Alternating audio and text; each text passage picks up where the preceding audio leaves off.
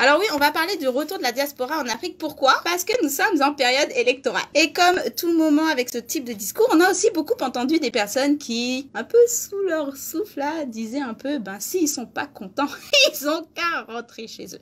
Ou encore une idée de, à un moment donné ou à un autre, il faudra bien qu'on retourne en Afrique. Donc je me suis dit, tiens, ce serait pas mal comme sujet. On va aller parler du fameux retour de la diaspora en Afrique. Déjà le titre, le retour de la diaspora en Afrique, il faut savoir que quand on utilise le terme diaspora, c'est un terme qui est extrêmement large. Donc déjà, pour parler de la diaspora et de son retour, il faut savoir de qui on parle lorsqu'on parle de la diaspora. Et surtout, comme tu l'as dit, tu as tout de suite fait mention à Back to Africa parce que cette idée que les Noirs pourraient retourner en Afrique, elle n'est pas nouvelle, elle n'est pas moderne, au contraire, elle date. Et c'est d'ailleurs une idée, lorsque j'ai fait mes recherches, qui revenait en pic, en force, au moment où les situations politiques, socio-économiques, démographiques, notamment dans les Amériques du Nord ou encore en Europe, étaient les plus, on va dire, difficiles pour les populations racisées. Donc, par exemple, en ce moment, Trump, on a un retour un peu en force de cette idée, ben on back to Africa. Mais aussi, juste après la période de l'abolition de l'esclavage, on a eu le retour back to Africa. Pendant le Civil Rights Movement, Malcolm X était un défenseur aussi de cette idée de retourner en Afrique. Donc,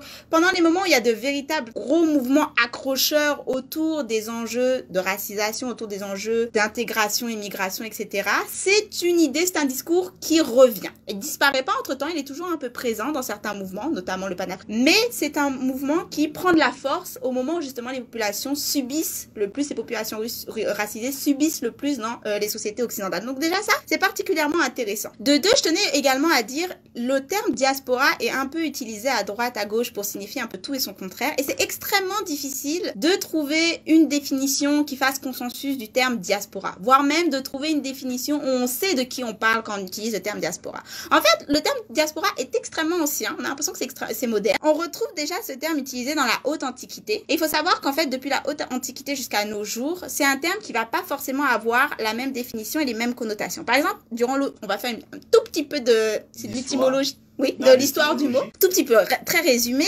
Dans l'autre antiquité, notamment, le terme diaspora désigne l'expansion commerciale, en fait. Donc, la conquête des populations grecques sur l'Asie mineure. Et ça a une connotation positive. C'est positif de réussir à s'étendre. Mais ensuite, ça va progressivement faire référence à l'exil juif. Donc, ça va être lié surtout à l'exil juif de Babylone. Et ça va prendre à ce moment-là une connotation négative, notamment la connotation de déracinement forcé, de blessure, de souffrance que subit une population qui est arrachée à sa terre natale. Ouais. Exactement. Donc, sans choix de déplacement. Au 19e siècle, c'est une définition qui va plus se référer à la dispersion de populations indifférentes, en fait, aux frontières des empires et des nations. Donc, il n'y a pas forcément cette idée d'arrachement à la terre natale, mais plus cette idée, ce sont des populations qui bougent et qui ne sont pas limitées par les frontières des nations, ne s'y sentent pas non plus attachées au point qu'il y aurait forcément un retour forcé. C'est juste pour désigner ces populations qui ne sont pas sur les territoires de, par exemple, leur citoyenneté ou la citoyenneté de leur famille. Ça, c'est un peu la définition qui va rester en majorité, entre guillemets, au 19e siècle. Et au 20e siècle, ça va prendre un sens de population vivant, en fait, en dehors d'un centre originel. Donc, cette fois, on reprend l'idée il y a une terre d'origine et vous vivez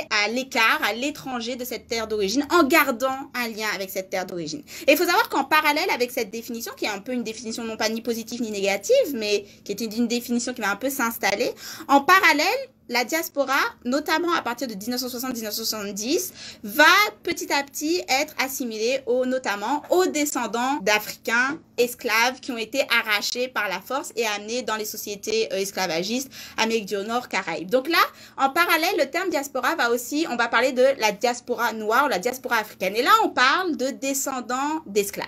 La spécificité avec cette diaspora-là, lorsqu'on l'utilise, c'est que la terre d'origine devient l'Afrique, donc le continent. Et là, ça va dépasser donc le pays, les nations, les frontières. Ça va être votre centre d'origine, c'est un continent. Parce que, eh bien, arrachement, esclavage oblige. On ne sait pas, vous ne pouvez pas refaire votre arbre généalogique pour savoir exactement de quelle tribu, nation, ethnie, population, contrée, territoire on a arraché vos ancêtres. Donc, l'Afrique devient la mer continentale et elle va prendre cette image mythique de centre originel de la population noire. Et donc, la diaspora va devenir assimilée aussi à la racisation. OK? Donc, on voit comment le terme a évolué petit à petit et comment, au fur et à mesure, ça va être assimilé soit à des sentiments nationaux ou pas, à des déplacements choisis ou pas, l'arrachement, la blessure, puis finalement à la racisation. Donc, c'est intéressant déjà de voir comment, dans les discours, le terme diaspora a changé. C'est également intéressant parce que de nos jours, donc quand on utilise ce terme diaspora, c'est par rapport aux descendants d'esclaves notamment, c'est avec l'idée centrale donc de la dénonciation de la face sinistre de l'esclavage, la dénonciation d'une blessure et d'un arrachement forcé. Mais on va l'utiliser un peu, comme on en discutait tout à l'heure, Cyril, lorsqu'on parle diaspora dans le contexte de l'Afrique, souvent en fait, c'est qu'il va y avoir un mélange et on va assimiler autant la diaspora noire descendante d'esclaves arrachés à sa terre, qu'on va également y mettre les populations expatriées. Donc, ceux qui sont nés sur l'Afrique continentale et qui sont partis pour des études ou partis pour travailler, etc. Ou encore la première génération d'immigrés, mais qui gardent encore un lien extrêmement fort avec le pays de leurs parents, de leur famille. On va les associer à cette diaspora au même titre que, par exemple, des Afro-Américains qui sont aux États-Unis depuis plus de 5 générations, qui seraient incapables de savoir. Voilà. Or, c'est vraiment des populations avec des enjeux complètement différents et de liens avec le continent africain complètement différents. Qu'on soit né là-bas et expat, qu'on soit enfant d'immigrés ou 5e, 6e génération d'esclaves, on n'a pas du tout le même rapport avec l'Afrique. Du coup, on n'a pas du tout la même connaissance, la même affiliation culturelle. On va pas du tout avoir, par exemple, fait des allers-retours entre le pays, etc., etc. Et pourtant, sous le terme diaspora, on met tout ça. Et l'aller-retour n'est pas un gage. Donc, et pourtant, quand on utilise le terme diaspora, on va mettre tout le monde un peu dans le même panier. Et j'ai trouvé ça particulièrement intéressant parce que même d'un point de vue, entre guillemets, supranational gouvernemental, on a par exemple l'Union africaine qui a décrété, par exemple, que la diaspora devrait avoir une reconnaissance de 6e continent africain. Et dans la définition qu'ils font de la diaspora, toutes les populations que j'ai citées peuvent s'y retrouver. Or, lorsqu'ils disent la diaspora devrait être reconnue comme 6e nation africaine, ils essaient également de faire des parallèles de pouvoir, lien avec l'Afrique. Or, le fait qu'ils ne fassent pas de différence entre ces populations, déjà, j'ai un peu tilté. Donc, quand on prend leur définition, qui englobe un peu tout ce beau monde, on se retrouve quand même, selon des nombres officiels, on se retrouve à, du coup, en Amérique latine, on serait 112 millions, en Amérique du Nord, 39 millions, dans les Caraïbes, 13,65 millions, en Europe, 3,5 millions. Donc, on se retrouve quand même à désigner une population de 170 millions de personnes. D'accord? En gros, grosso modo. 167, quelque chose, je sais, mais on va arrondir à 170 millions. Or, lorsqu'on parle de la diaspora devrait back to Africa, systématiquement, moi, la première question, je me dis, on est 170 millions, on va pas tous retourner en Afrique. Ok? On va pas tous lancer un mouvement de recolonisation, parce que c'est ce qui se passerait. Ce serait de la recolonisation, mais cette fois, une recolonisation portée par cette fameuse diaspora sous son parapluie extrêmement large. Donc déjà, il faut voir, parce que vraiment, la définition qu'il donne, c'est personne d'origine africaine, vivant hors du continent, désireuse de contribuer au développement du continent, quelle que soit la nationalité et la citoyenneté. Donc tu vois, c'est tout le monde. C'est tout le monde. Tout le monde peut rentrer dans ce parapluie de la diaspora. Ce qui est intéressant avec le mouvement rôle de la diaspora par rapport à l'Afrique, ou encore ces mouvements Back to Africa, c'est que parfois on l'oublie, mais comme je l'ai dit, c'est pas un mouvement qui date d'hier, et il y a déjà eu des essais. Et l'exemple premier qui vient à l'esprit, bien sûr, c'est le cas du Libéria. Donc pour ceux et celles qui connaissent pas le cas du Libéria, le Libéria, en fait, ce qui s'est passé, c'est que au moment de l'abolition, donc en 1816, il y a un congrès à Washington qui va décider de faire en sorte de rapatrier les esclaves libérés. Parce qu'il y avait déjà cette idée de la part de beaucoup de Noirs américains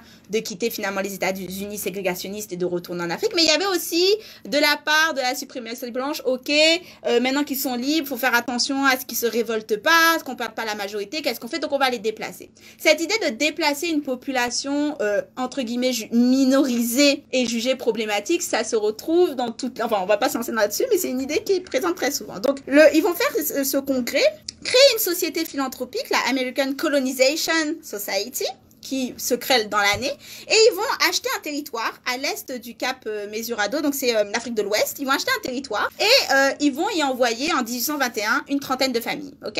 Donc en 1821, ils envoient une trentaine de familles. Ils vont appeler le lieu où se place donc cette nouvelle colonie Monrovia, en l'honneur du président américain Monroe. Et entre 1821 et 1867, en 1867, il va y avoir à peu près 13 000 personnes qui vont s'installer donc à Monrovia, grande majorité venant donc des États-Unis d'Amérique. Et ce qui va se passer avec cette population, c'est qu'elle va être divisée entre les freemen. Donc les freemen, ce sont les anciens esclaves venus habiter donc à ce qui va devenir le Liberia lorsqu'il va prendre son indépendance. Et les bushmen. Et les bushmen, ce sont les natifs. Donc c'est la population qui était déjà sur place avant que les Afro-Américains, les États-Unis débarquent. Et en fait, cette division va être faite par la colonie noire qui est venue s'installer. Et ils vont prendre, c'est-à-dire qu'ils vont répliquer le système hiérarchique esclavagistes, suprémacistes qu'ils ont vécu et dont ils ont été victimes aux autres côtés. Donc eux, ce sont les freemen et ils vont mettre en servitude les bushmen. Mais ils vont pas seulement répliquer le système, c'est-à-dire qu'ils vont littéralement imposer tout ce qui était états-unien au Liberia, c'est-à-dire l'église. Ils vont construire énormément d'églises. Ils vont lutter contre la religion des populations sur place. Ils vont créer le drapeau qui est une copie quasi conforme du drapeau états-unien, sauf qu'il y a une seule étoile, par exemple, mais il y a les bandes rouges. De loin, on peut s'y méprendre. Ils vont donc imposer la langue anglaise comme langue nationale, vont s'habiller à l'occidental et vraiment avoir un discours de supériorité. Et donc, c'est une société qui va s'installer comme ça, avec bien sûr énormément de résilience de la part des populations sur place. Et en 1980, il va y avoir un coup militaire, le système implose et le Liberia va rentrer dans une guerre civile meurtrière qui va la guerre civile va durer jusqu'en 2003 en fait. Et en 2003, ils votent la première femme noire présidente qui est Ellen Johnson Sirleaf. C'est très récent comme histoire, ok? Donc on se rend compte qu'il y a déjà eu des essais de retourner en Afrique, mais ce sont l'essai comme le Liberia n'est bien sûr pas une règle, mais ça a eu lieu. Donc ça permet déjà d'avoir une réflexion sur on y retourne, mais pour faire quoi? Pour imposer quoi? Et on y retourne. Comment? Mais qu'en est-il de la population sur place? Est-ce qu'ils ont oui, est-ce qu'ils ont leur mot à dire sur le fait qu'on y retourne? Est-ce qu'ils nous ont attendus? Est-ce qu'il y a cette idée qu'ils vont nous accueillir à bras ouverts? Parce que on va y revenir. Ça aussi, c'est très présent dans les discours du Back to Africa. Donc, comme je l'ai dit, ça va revenir souvent par vagues. Il y a eu ça, il y a eu le Marcus Garvey, Back to Africa, précurseur du panafricanisme jamaïcain, Malcolm X aussi qui a beaucoup appuyé ces mouvements de retour. Et quand j'ai commencé à regarder un peu les discours qui accompagnaient ces mouvements de retour de Back to Africa, on devrait retourner en Afrique, c'était constamment des discours qui prônaient pas mal de problèmes. Problème numéro 1, il y a une véritable romantisation du continent africain qui y est fait.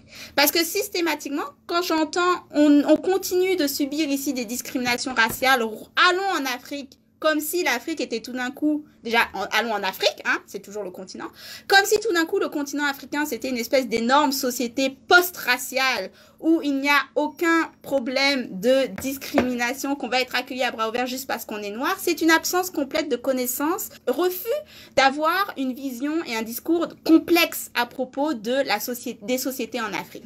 C'est par exemple des personnes qui s'imaginent que parce qu'ils sont noirs, ils vont tout de suite être accueillis, se sentir chez eux en arrivant là-bas, en ne prenant par exemple absolument pas en compte la multiplicité des ethnies, par exemple, ou le fait qu'il y a énormément de conflits politiques, socio-économiques, qui ont des enracinements dans votre appartenance ethnique. Donc, le fait que vous soyez noir ne veut pas dire que vous allez être accueilli à bras ouverts sur tout le continent parce que c'est une réalité plus complexe que simplement cette réalité de hiérarchisation raciale, blanche, noire, etc. Je rappelle, le colorisme existe également sur le continent africain, mais on pourrait en faire toute une autre... voilà. Comme je l'ai dit, le continent, c'est 55 pays, mais pourtant, dans les discours, c'est constamment, on va retourner en Afrique et non pas... de quel pays tu parles, quelle culture, quelle langue, quelle société, quelle population. Deuxième gros problème avec ces discours, c'est que c'est aussi une vision de l'Afrique qui est extrêmement figée. C'est une vision de l'Afrique traditionnaliste avec cette idée on va retourner à nos racines. Ça, c'est extrêmement présent dans les discours, on va retourner à nos racines. Et quand j'entends ça, je dis, est-ce que tu t'imagines que le continent africain, il est resté exactement au même moment que quand ta 5e génération a été arrachée pour être... Est-ce que tu penses que quand tu vas y retourner, tu vas trouver une population qui s'habille exactement tous en daishiki, avec la croix d'Ankara autour du cou, en train de chanter et danser autour d'un feu, parce que c'est une vision extrêmement... Ouais, c'est Wakanda. C'est vraiment une vision de l'Afrique en mode on va aller à Wakanda.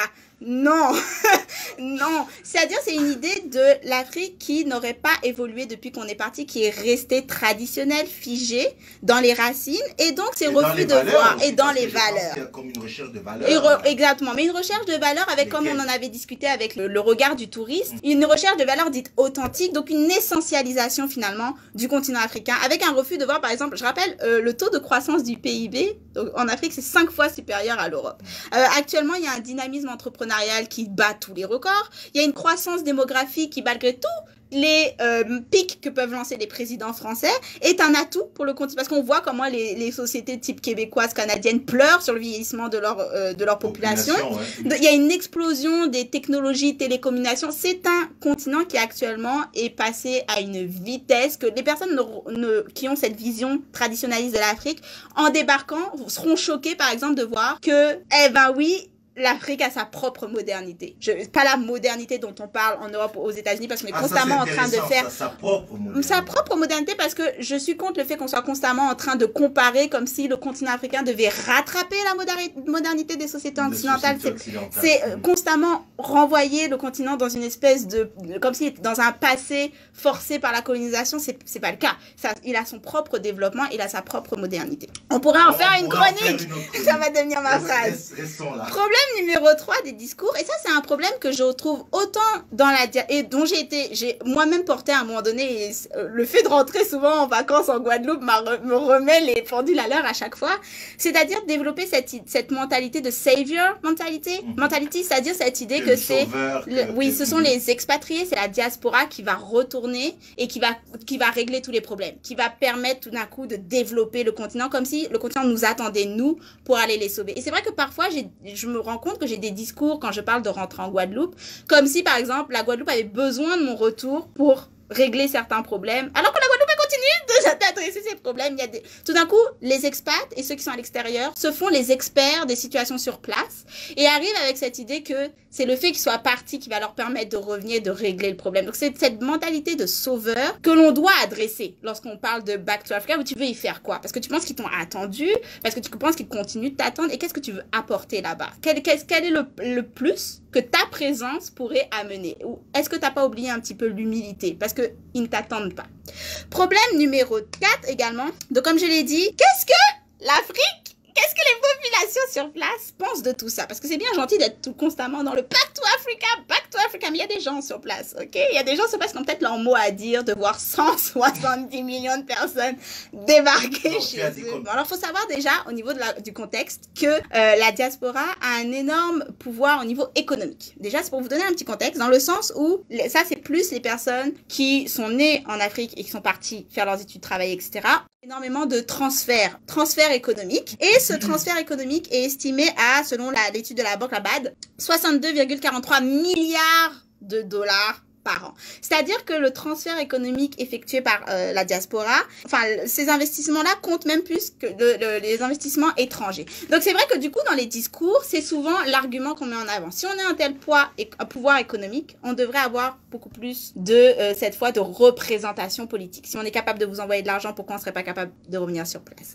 Mais après, il faut regarder dans les faits ce qui se passe au niveau de la représentation politique. Et c'est ce qui permet aussi de voir est-ce que ils ont envie qu'on revienne ainsi. Parce que il faut savoir qu'au niveau de la représentation politique, au niveau du continent, il y a très peu de pays, en fait, qui ont développé une politique permettant aux expatriés d'avoir une représentation ou un pouvoir politique. Je m'explique. Par exemple, c'est l'un des... Là, on a exclu la diaspora. Oui, là, on a exclu les 5e générations. Notamment, il y a très peu de pays qui reconnaissent la double nationalité, déjà. Donc, si vous êtes né, que vous êtes parti... Exemple, les pays qui reconnaissent la double nationalité. Qui reconnaissent pas. Je sais, ceux qui la reconnaissent sont comme l'Algérie et le Sénégal. Par exemple, je crois qu'il y en a 6 ou 7. Donc, tous les autres, le Cameroun ne reconnaît pas la double nationalité. Sans vouloir mettre les pieds dans le plat. Mais du coup, si vous partez et que vous obtenez la nationalité française ou suisse, vous perdez automatiquement votre nationalité de naissance.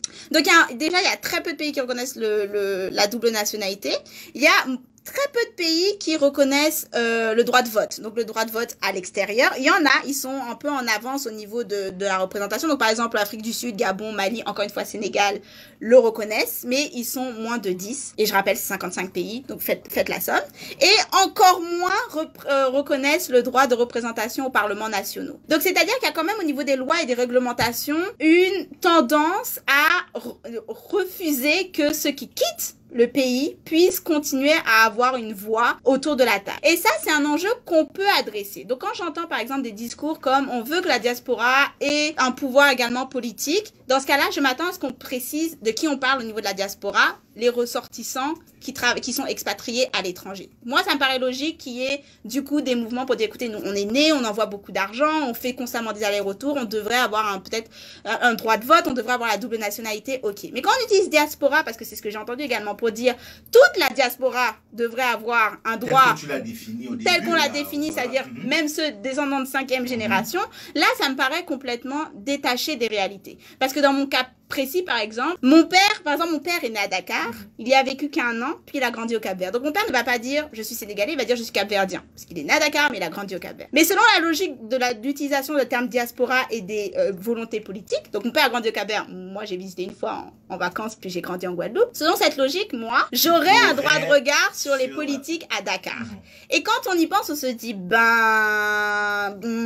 c'est un peu tiré par les cheveux. Ou encore mon petit frère, dont les 2 parents sont de Guadeloupe, sous prétexte qu'il fait partie de descendants esclavage, aurait le droit de voter, et puis aurait le droit de voter, du coup, on parle de quel pays? Parce qu'on est-ce qu'on va Sénégal, Cameroun, Angola, Namibie, de quel pays on parle? Exactement. Donc là, l'usage du terme diaspora est exagéré et n'est pas approprié, exactement. Donc c'est pour ça qu'il faut pouvoir faire la différence. Quand je dis qu'il y a également, il faut regarder qu'est-ce qu'ils en disent sur place, parce qu'il y a quand même énormément de témoignages de personnes qui essayent de retourner, que ce soit des expats, donc qui sont nés et qui retournent après des années, ou des personnes qui n'ont jamais mis le pied 5e génération puis qui vont par exemple au Ghana. Le Ghana est le seul pays en Afrique qui a fait une loi autorisant, si vous faites partie de la diaspora noire, d'obtenir la résidence permanente quasiment au bout de 6 mois. C'est la loi.